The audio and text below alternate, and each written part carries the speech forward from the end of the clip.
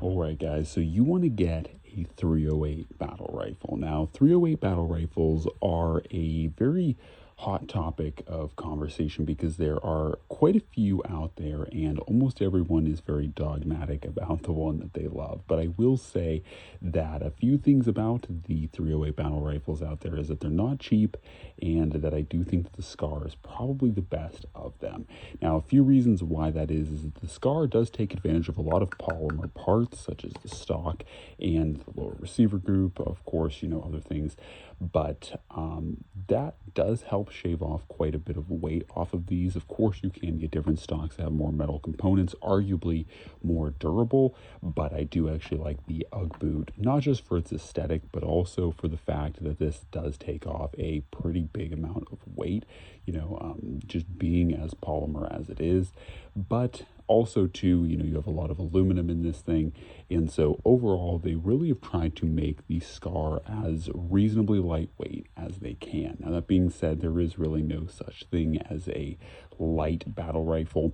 All of them are pretty heavy, but this guy coming in somewhere in about the 8 to 9 pound range is pretty good. Certainly a lot better than my previous FNFAL that was around 11 pounds, 11 and a half pounds, bone dry. That was a hefty gun. Now, the other reasons to love the SCAR is that, like I said, it's in the Lord's caliber 308, and it is an incredibly accurate system. It has a pretty easy to adjust gas system on it, and like I said, the FN worked their magic to make these things incredibly accurate. So what you're left with is a fairly lightweight 308 rifle that is in many cases sub MOA. Now, of course, that will depend on your optic that you choose to run. Now, on here, we're going full, early 2000s GWatt Larperator, and we're running an Elcan Spectre. This is a 1:6 Elcan, so this one does give you a little bit more capability out at distance, and it is marked for M80 ball, and has its holdovers.